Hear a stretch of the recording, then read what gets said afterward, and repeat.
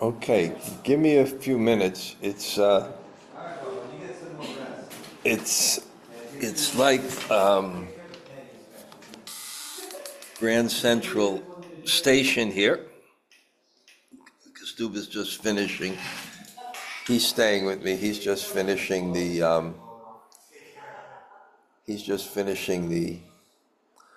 Wisdom of the Sages. So just give me a second and I'll be right back. Okay?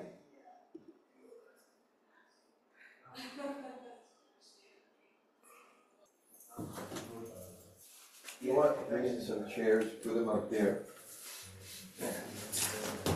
It is hectic today. Okay. What's that? Is this yours? Yeah, put it over there. And get my bead bag and put it here, and then shut the door.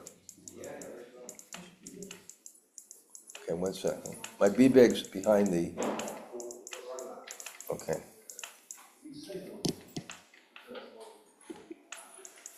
Okay. Okay. So, we had another class before this. Oh, you did? Yeah, Oh. Russian, and I was semi-falling asleep. So I took a 10-minute. So we have a little audience today. Om Namo Bhagavate Vasudevaya. Om Namo Bhagavate Vasudevaya. Om Namo Bhagavate Vasudevaya. Om Namo Bhagavate Vasudevaya.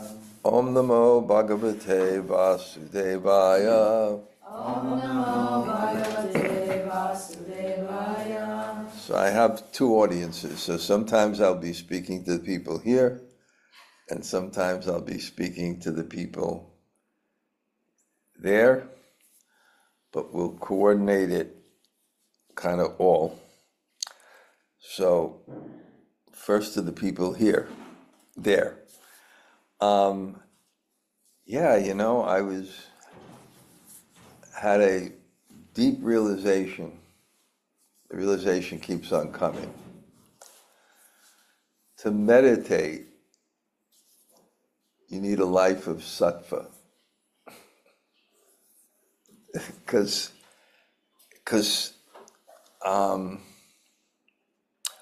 yes, sattva, the mind, like the mind is like a mirror. So sattva is sattva means like reality-ness. It's like the truth of something is sattva. When it's sattva, you see really what everything is clearly.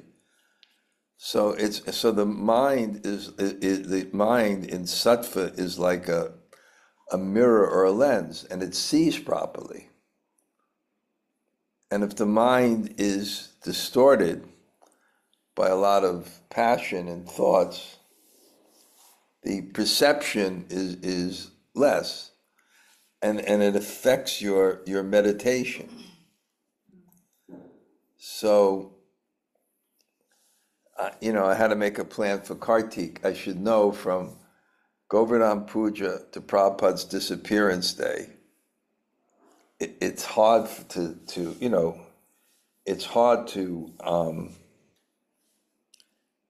develop sattva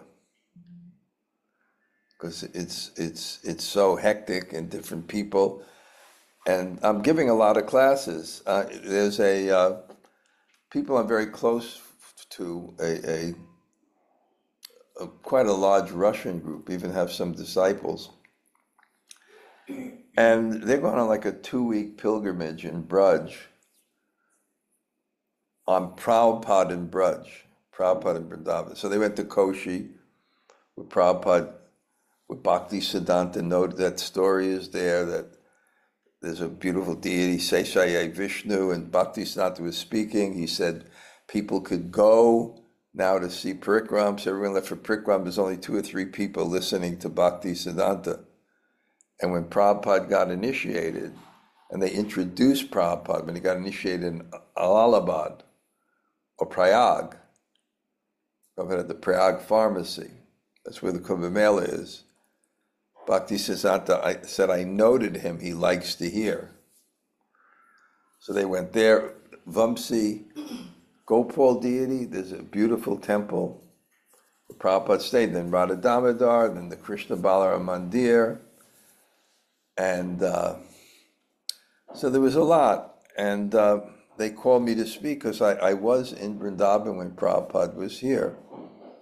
And I kind of remembered quite a bit. But the thing that, well, first what I try to highlight, because it's near Govardhan. Puja is Prabhupada in Govardhan. And one thing that I really marked, and it's funny, like one person may have a Prabhupada story. If he doesn't tell it, it'll be lost because no one else was there or remembers, or how many people. And it may not be the one they remember, but I remember this because you have to understand that you can't even, you can't really even conceive of it, what the Krishna consciousness movement was like 50 years ago. One, there was no congregation. You were in or you're out. Because there was no congregation, there was no money. And everybody's in the temples. So no one, until Prabhupada disappeared and people came to his disappearance festival in Kartik, did anyone ever come to Vrindavan. Only during the Mayapur Vrindavan festival, and you went with your temple if they, allowed you and you collected enough or something. And then that was the only time that there was such a thing as parikram. And, those kind of parikrams, big bus loads of people. And that's the only time of the year we saw devotees from outside. That was it. And the guest house, now there's hundreds of guest houses. Now, come tomorrow and try to find a room in Vrindavan or Govardhan. It's not just Vrindavan or Govardhan. Try to find a room. The guest house was empty and the devotees were living there. And Prabhupada was concerned and wanted us to advertise by the train station. So understand the difference.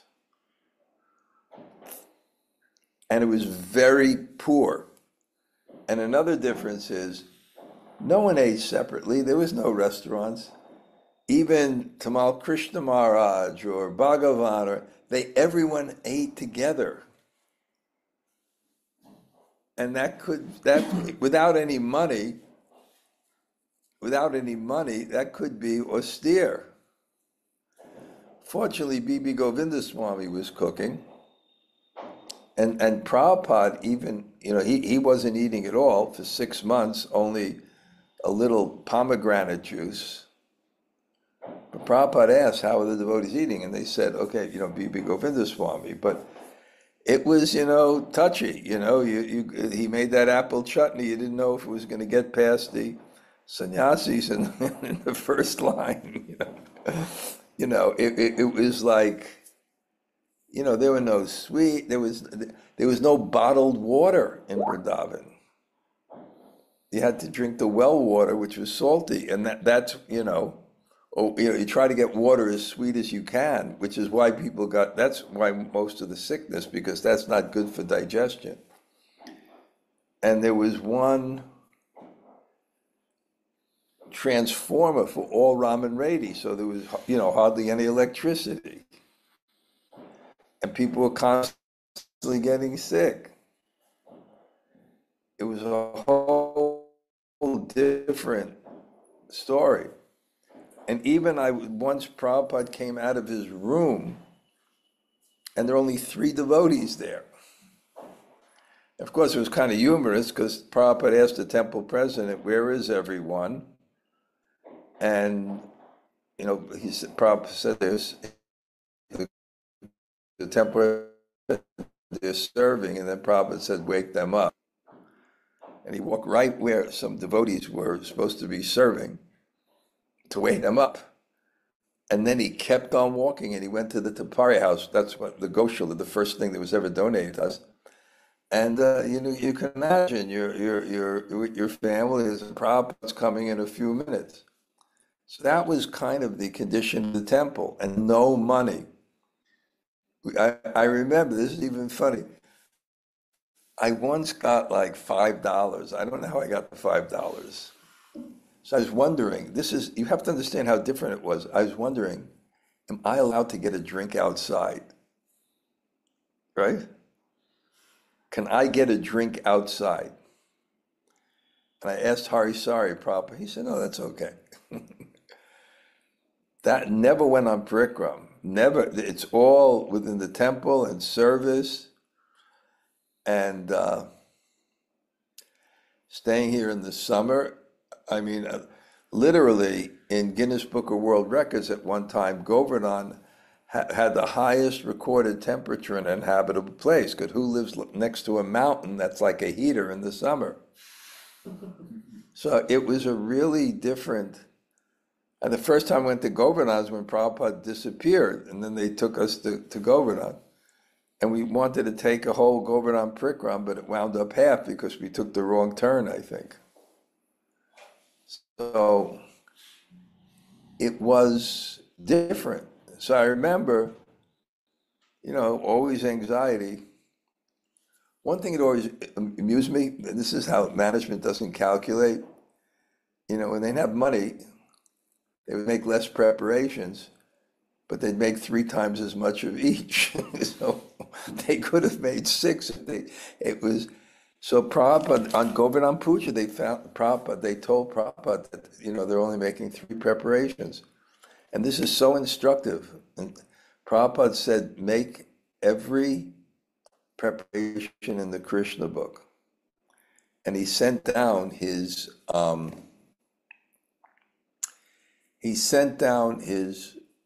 Padumna, his Sanskrit editor, with a Bhagavatam to the kitchen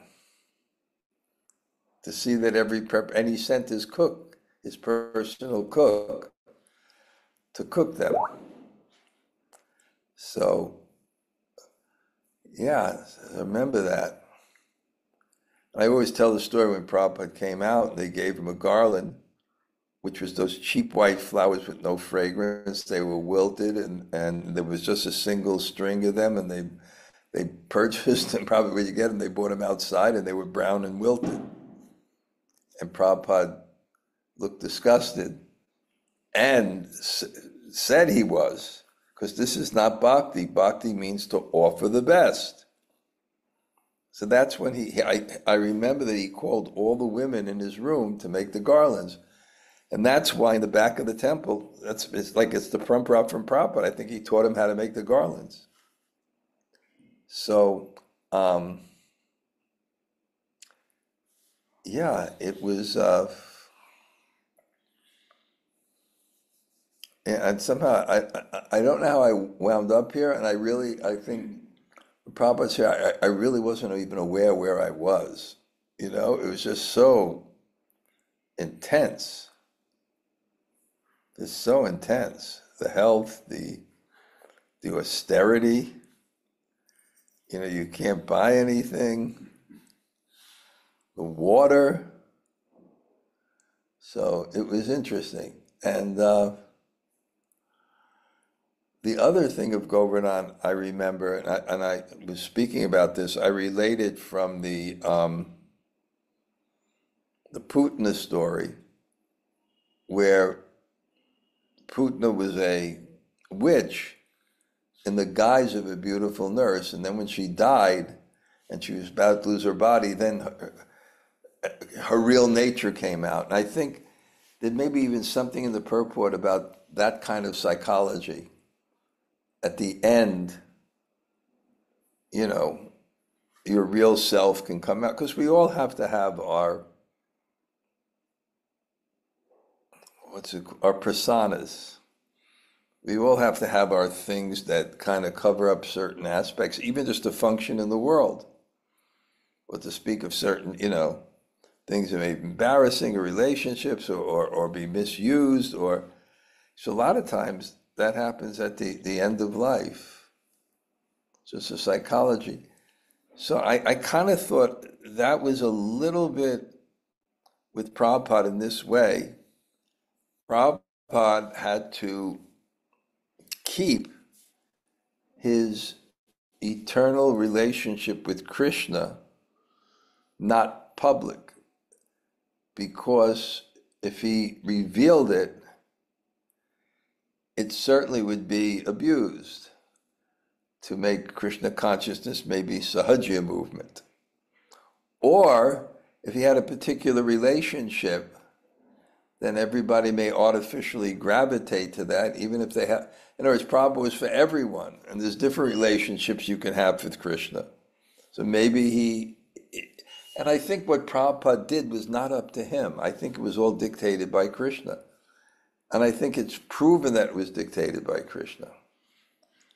I think in the sense, even if I look back from a practical viewpoint, I would say, well, why did Prabhupada do this? And why did he do this? And why did he do this? But the fact of the matter is, it all combined together to make everything successful. So it wasn't just a logical analysis, it was Krishna playing out through Prabhupada how the Krishna conscious movement will expand. And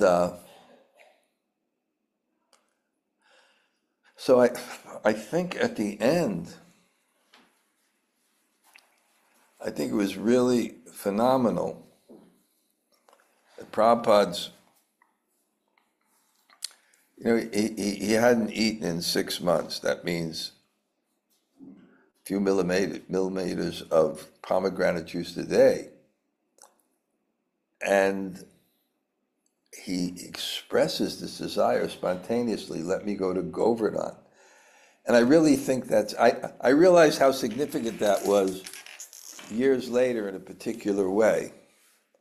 But the Leela at that time was he sent Lokanath Swami to get a bullock cart, the Ayurvedic doctor, because what I wanted to explain is the Ayurvedic doctor said because Prabhupada hadn't eaten, there was no fat between the bones and the nerves, and it was a very painful condition. And I remember in the last week, because my service started at 4:30 in the morning, it ended at 8 o'clock at night. I didn't have any time. But Bibi Govinda Swami told me, why don't you go early in the morning? Because I used to go at 2 o'clock in the morning and sit there. I was the only one there. And one day I heard Prabhupada scream, Hare Krishna. Bhavananda asked me to get in the bed and adjust him, so this was his condition, and therefore the Ayurvedic doctor said this would be suicide, because the bullock cart driving his body going to Govardhan. But it also revealed kind of like a spiritual desire that Prabhupada didn't really let out of his heart so much, like specific Vrindavan preferences. He didn't let it out, and Krishna didn't let it out, because it wouldn't serve his mission. Probably it would make people take things cheaply. There's enough Radhe, Radhe, Radhe, Radhe without any realization. So very interesting. But then years later, I was walking to the disappearance festival. And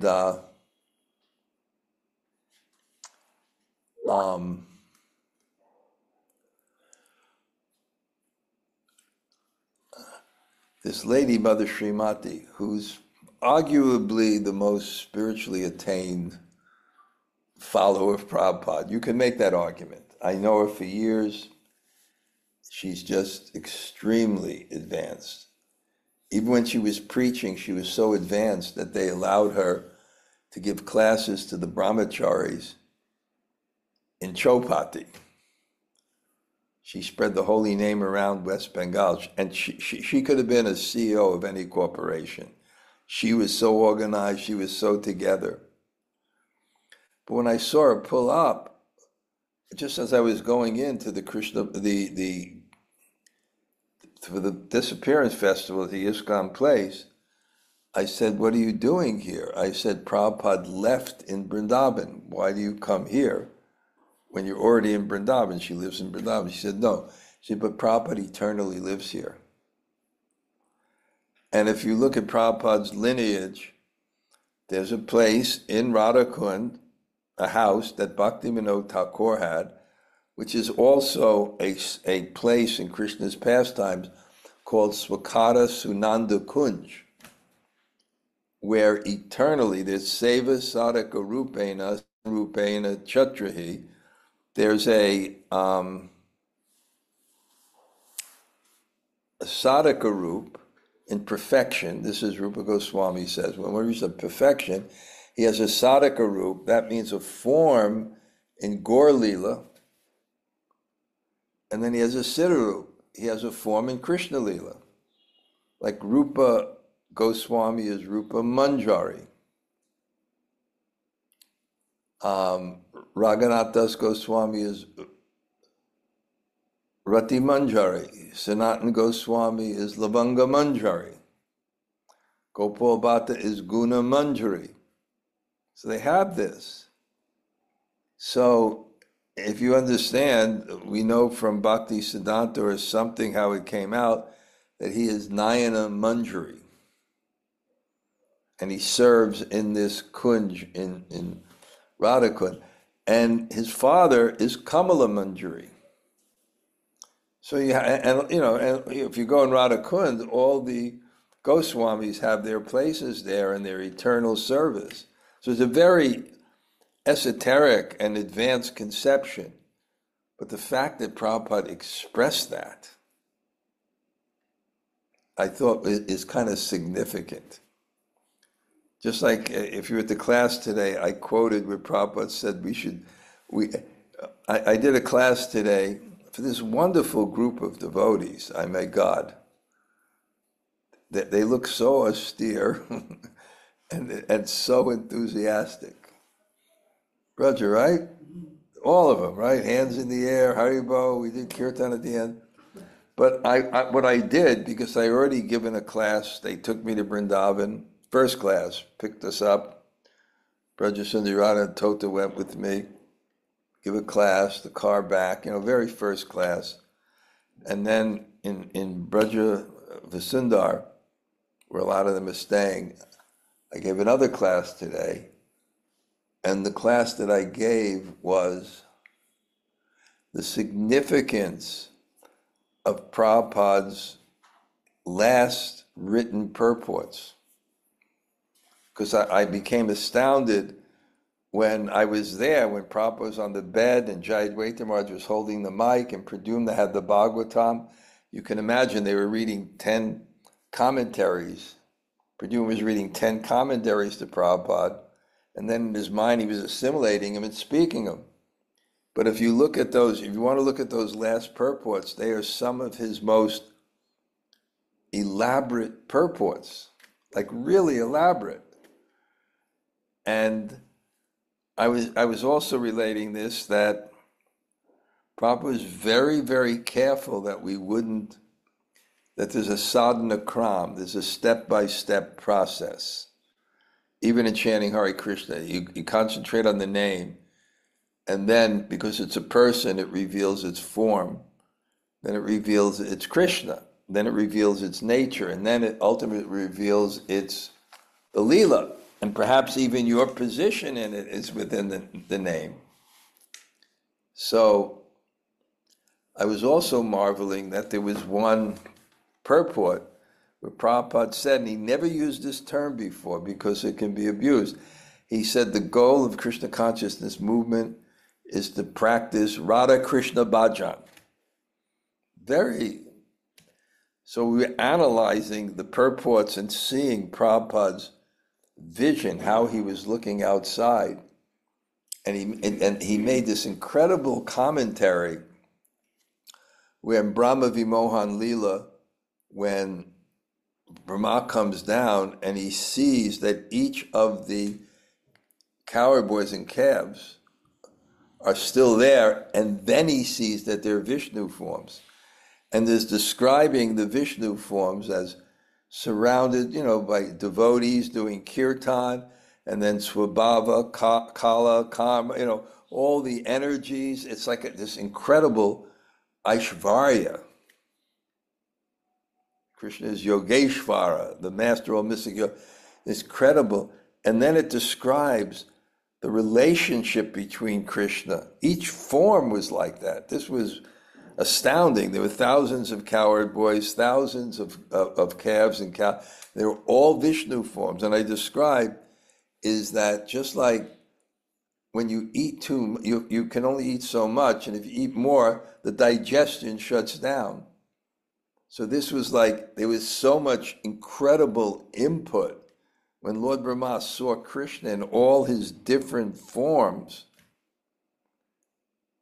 that his senses shut down. He became blind. He couldn't see anymore for a while.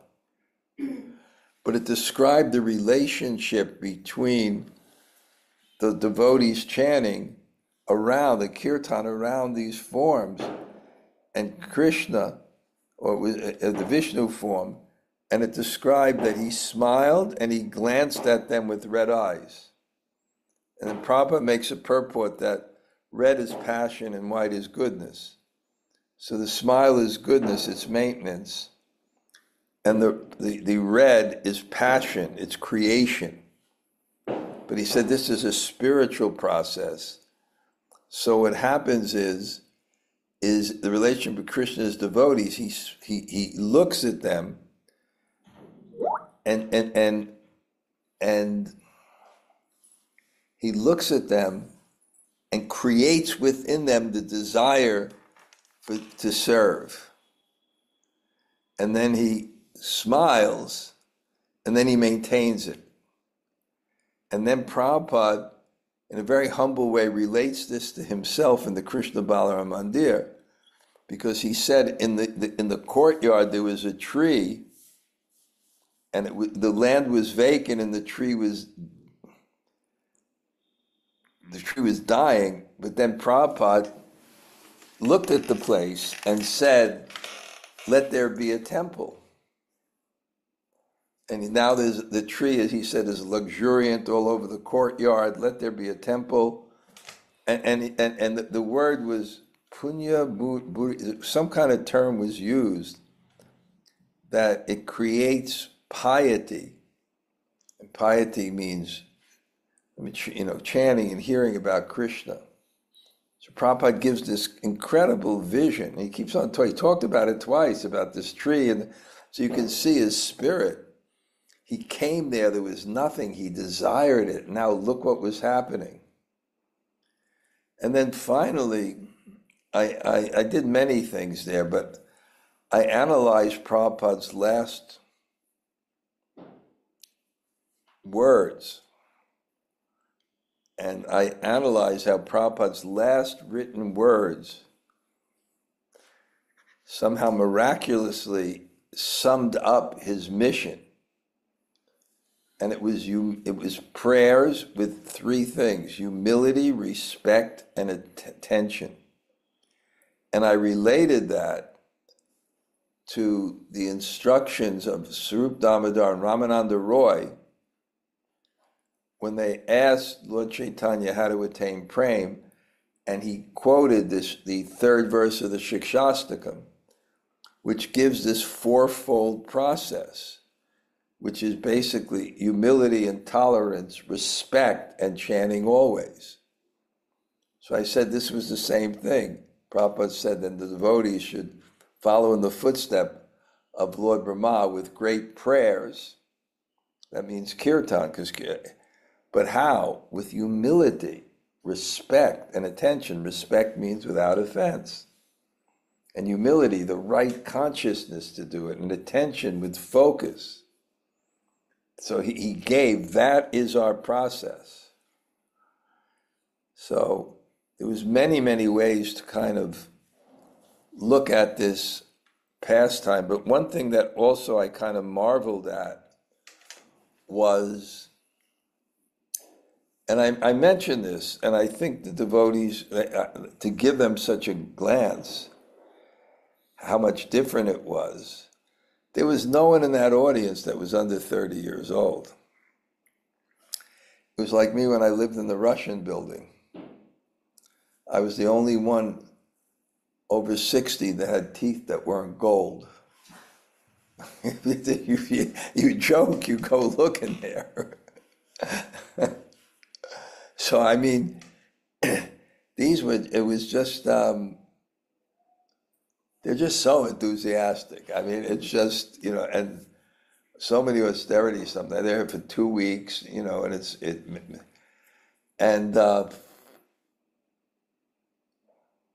so the point I was making is, as Rabindra Swarup Prabhu, and he has a witty way of saying it, the problem with ISKCON is that Prabhupada was the only adult. It was a modern day Lord of the Flies, It was just young people had to play roles. Some people took guruship at the age of 28 after being like 6 or 7 years a devotee. And then you wonder why there was some problems. And what were they 6 years previous to that? They were hippies. So it wasn't like and I remember when this article came out that Satyaraj was 40 years old, I almost fainted. I said, my God, how can anybody 40 years old, how in the movement do we have, he's 85 now. How do we have people so old? So you got that scene. And then trying to cooperate with all people that are trying to work out. I mean, just from ordinary psychology, people trying to find out who they are, entering into the spiritual process, they're lifted up to a level of renunciation that's only by the association of Prabhupada. And then Prabhupada's going to leave, and the movement is supposed to go on. It's just, how is it possible? Can you imagine that? If you're in the Hare Krishna movement now, and the gurus were 28 years old, they're just devotees for 6 or 7 years, and they're all sannyasis. Prabhupada said, my godbrothers criticized me, but I made one mistake. He said, I gave young men sannyas. He said, but what can I do? And then he quoted a Bengali saying, when there's no trees in the forest, the castor oil tree looks big. So he had no choice. And again, it was dictated by Krishna. You couldn't make a managerial plan to make this successful. You just had to have inspiration and make decisions and make as best as you can, and then be detached. Because if you were like really, I think a lot of the things from a managerial perspective, just stop it and close it down. It just can't work. So he made young men sannyas, and then you had what Kripamoya calls in his book about Guru, the saffron cardinals,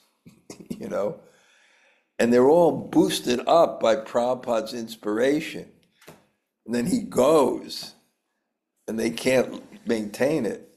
But anyway, so Prabhupada, what is he going to do? He's leaving. How is he going to maintain his legacy? It's literally not possible by any, imagine if they had people coming in and doing like a managerial analysis of how things could work and what will go on. And there's just, and it's still going on, which is like the most amazing thing. It's still going on. How is it possible? And so there's one way it's possible. There's only one way. It's not by their learning. People were not educated at all. There was no education in the movement until Burijan Prabhu started the BIHE. There was no formal study in our movement. Zero.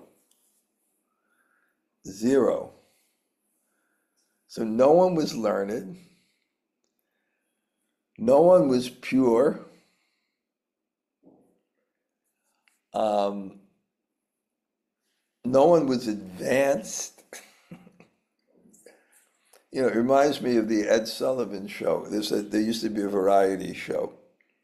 So they used to have these people that would come on, and they would do these things where they have these sticks and saucers, and they would keep them all going. Then they have a spoon in their mouth, and they would like bang up a ping pong ball, and they have a hula hoop around them, and they would be doing all these things, and it was like the show. So that's what ISKCON was like, right? And then what does Krishna say? Here, catch an elephant. It's like, so what is this, how is this movement going to go on? And there was only one way, by the devotees' attachment to Prabhupada. Prabhupada didn't say your love for me would be shown by how you cooperate. I mean, there's no way the whole thing goes on. So what does Prabhupada do? And this is really amazing.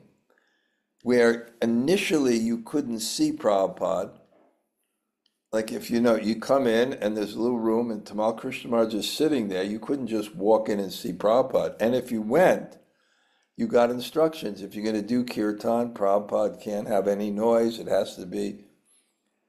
And then at a particular time, what Prabhupada does is he moves his bed into his darshan mandap, a living room, so that all the devotees can take darshan, and then opens the doors 24 hours a day.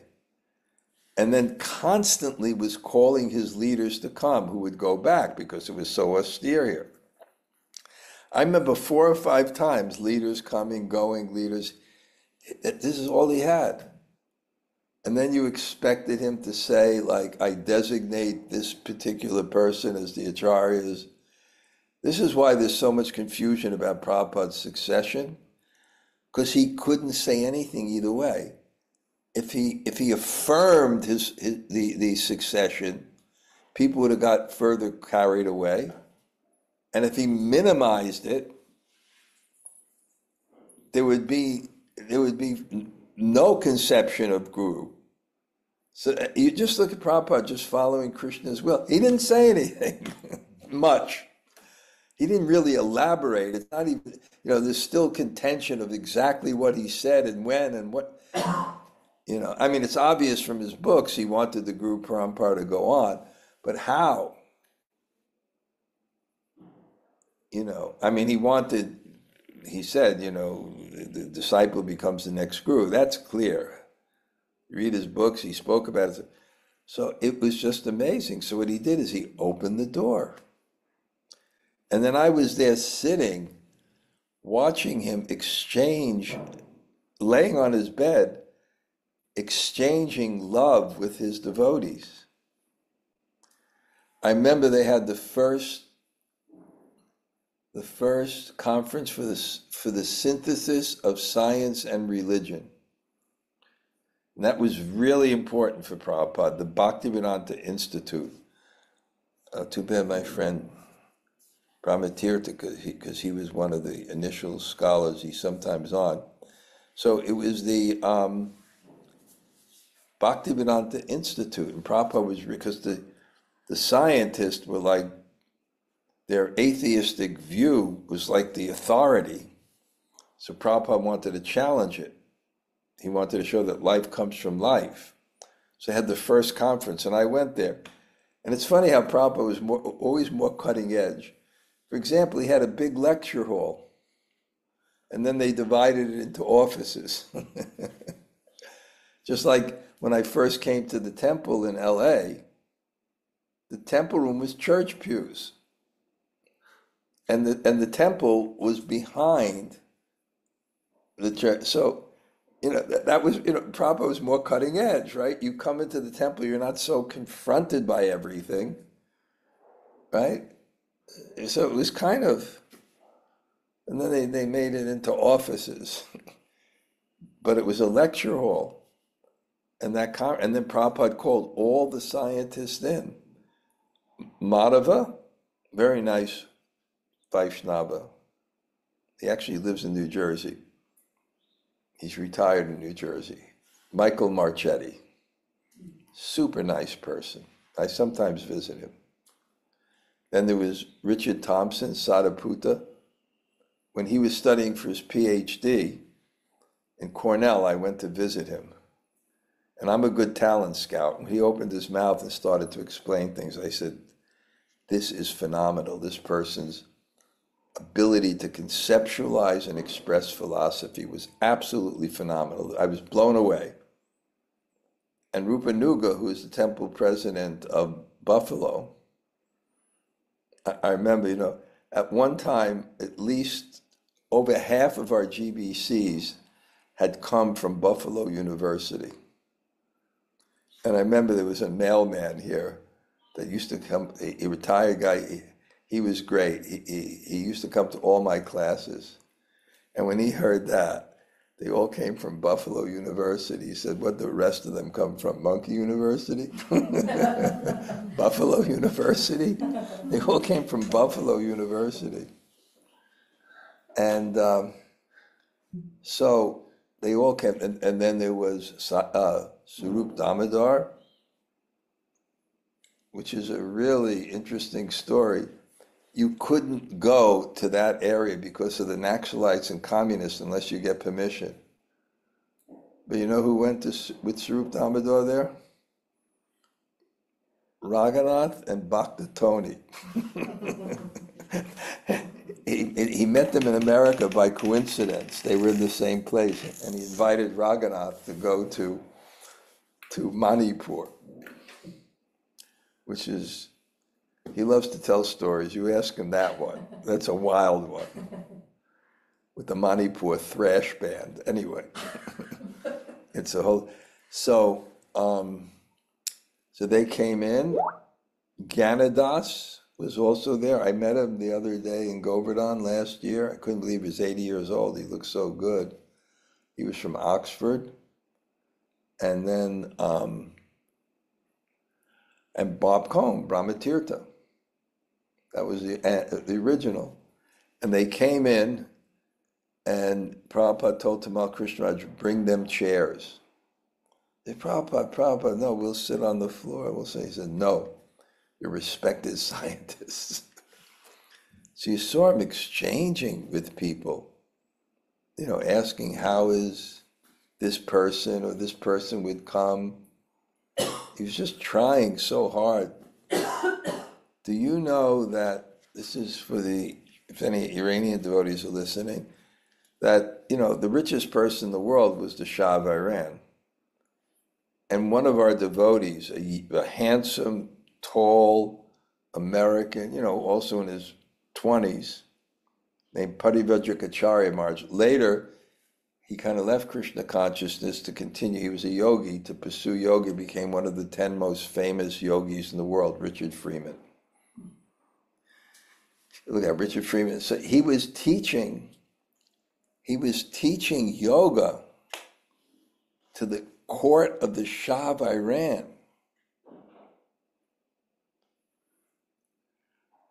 And he brought the daughter of the Shah of Iran to the Krishna Balaram Mandir.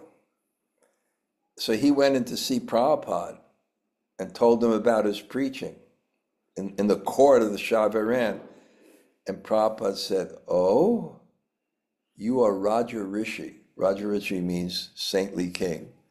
And then Prabhupada said, Evam parampara praptam imam rajarshio viduhu, that the parampara is carried by saintly.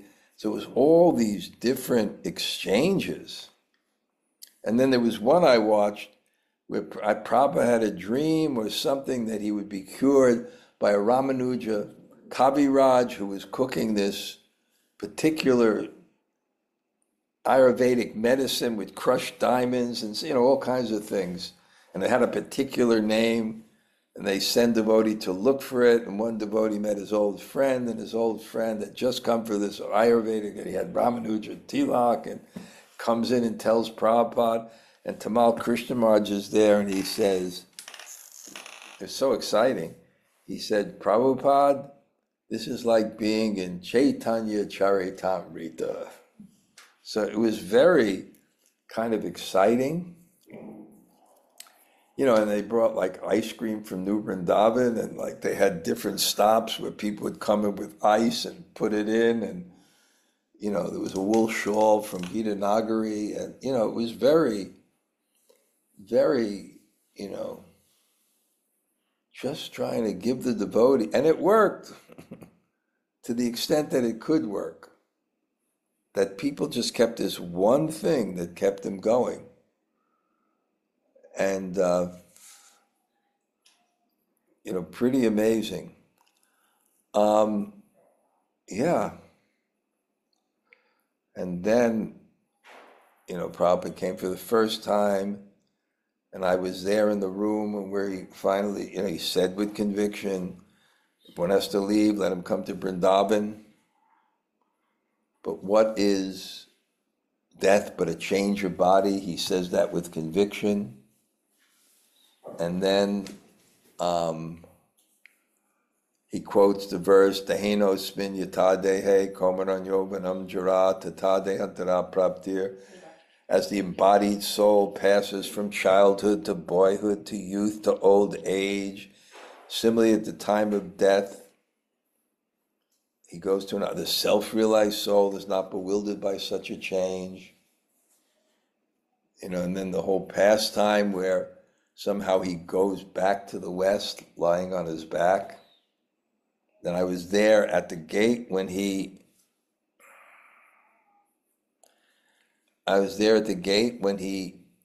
came back, and he's at the gate, and he's been carried like the Pieta by Brahmananda, who's wrestler. Those guys were characters, Brahmananda and Gargamuni. They were in India for a while, and they wanted free hotel rooms. So they told him that they were a championship, because they were big, a championship tag team wrestling. Brahmananda was called Bruce the Bruiser, and Gargamuni was Greg the Crusher. Gargamuni would tell me, and they would greet him as VIP treatment. Oh my God. And this is what Prabhupada did to spread Krishna consciousness around the world. I mean, it was more wild than you can even imagine. It's about after Prabhupada. It was so wild. It's amazing. And and then Prabhupada, he looked at the devotees, and with conviction, he folded his hands, and he said,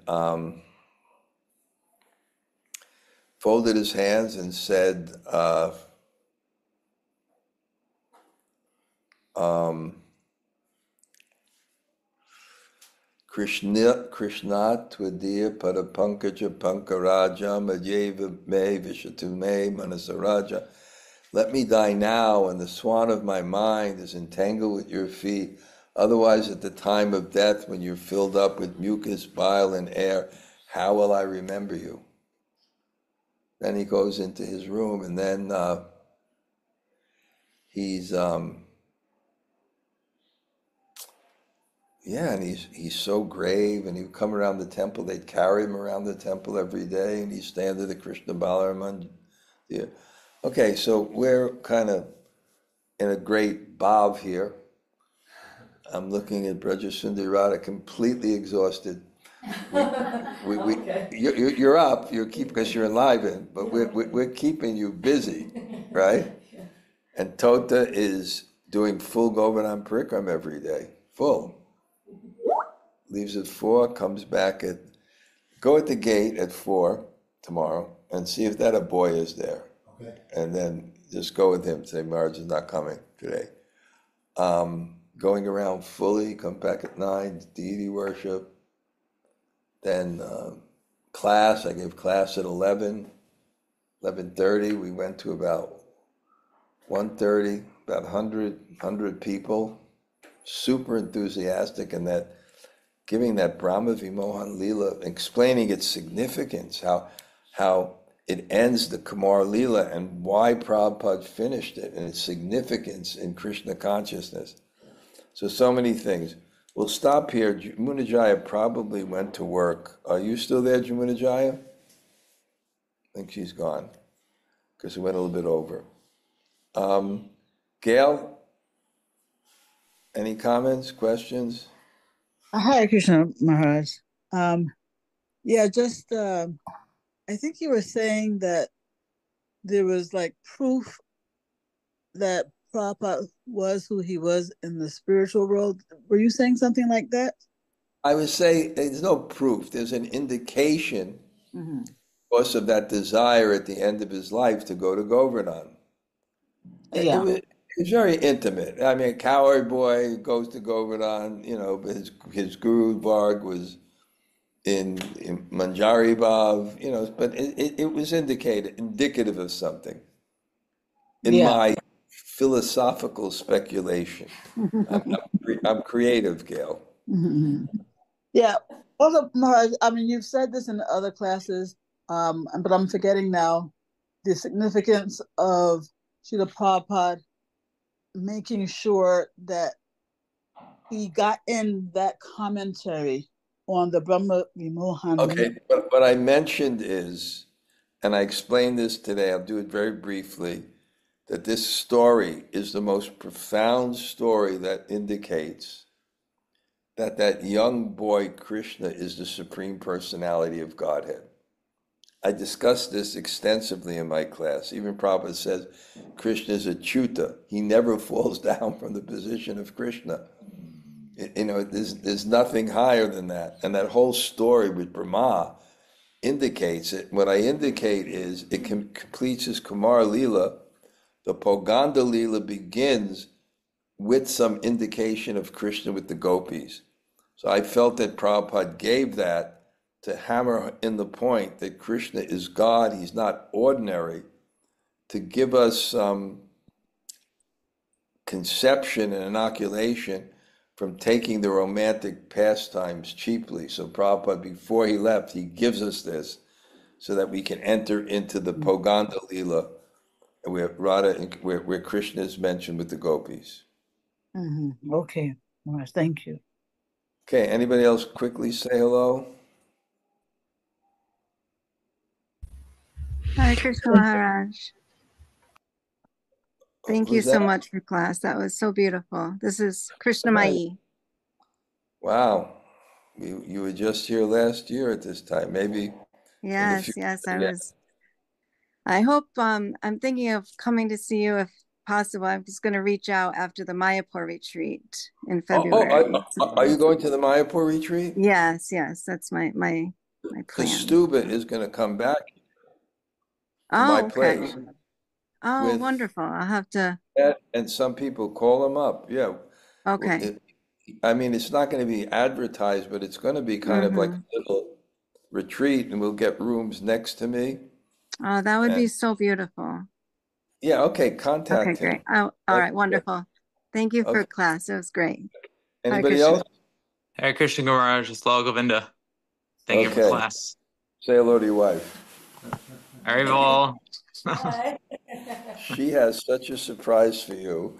When you get back, it's going to blow your mind. Okay? All right. Looking forward to it. Wish I was there with you all. Okay, Haribo. Haribol.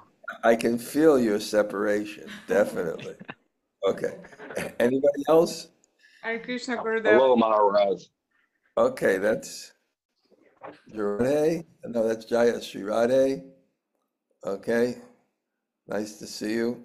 Okay, who else? Hare Krishna Maharaj. Hare Krishna Maharaj. Sri Radhika and Yabid Sundari. Hare Krishna. Yeah, thank you very much for the class. Say hello. Mother and Hello. sister. Hi, Rod. Okay. Who else? Amala, you there? No? I Hare thought he was. Krishna, brother. Hare Oh, that's Krishna. Amala Kamala. Okay, Haribo. Nice to see Yes, you. I am Amala too. I thought I heard Amala Vaishnav, but maybe he's not there. Anybody else like to say hello? Hello, Hare Krishna, Maharaj. Thank Maharaj. you for the class. Who's that? Okay, that's Radha Priti. Okay. Hare Krishna. Okay. Thank you. Haribo. Good. How many more days? November 29th. So 28 Okay. or so. Our prayers from Govardhan for you. Okay. Thank you. Okay. Anybody else? Hare Krishna Maharaj. Hare Krishna. Kelly. Okay. Kelly Becker. Kelly Becker. Here she goes. Say hello, everybody. There she goes. Hare Krishna, everyone. At least it was in Philadelphia. Okay. Okay. Anybody else? All right. Okay. Hare Krishna Maharaj, this is Krishnamrita. Thank you so much. I really enjoy and love when you speak about Srila Prabhupada. It's really amazing. Thank you very much. Thank you. Thank you. Okay. One more person. Henry. Hare Krishna Maharaj. Wow. Hey. What is this? Hey, Tota Gopinath, have you gotten that picture from Govardhan yet? Oh. Working on it. I'm working on it. That's Subhadra. He's terrified. I don't know why he's so scared of me. I don't know. You Jersey girls. Hey, give a message to Leela Varsana. She was really excited that you may come to Govardhan, okay? Yeah, definitely, I will. Okay. Okay. I wrote Kaveri and Rati and you guys, okay, so, okay. Where are you? You're at your house, right, Jai Subhadra? Yes, yeah. We're going to be going to Gopa and Jai Shri Radhe's program this afternoon. Oh, okay. Okay, great. Anybody else? Better be a good prasad, Jai Subhadra. Go run Haribo, some one more. cooking. Okay, Haribo? Prabhu, nice. Yeah, say hello. He's trying to get on. Okay, Haribo? Okay. Okay, I see. I'll look at the list. I see everyone. Hare Okay. Krishna, Maharaj. Haribo, who's that? Danny, Radha's friend. Radha's friend. Okay, nice to see you. Thanks for coming on. Okay. Yeah. I've been watching a lot of your videos. Thank you. Okay, thank you. Okay. Okay. Well, thank you so much. Vanchakalpa Turubhyascha Kripa Sindhu Bhebhya Patitinam Pavane.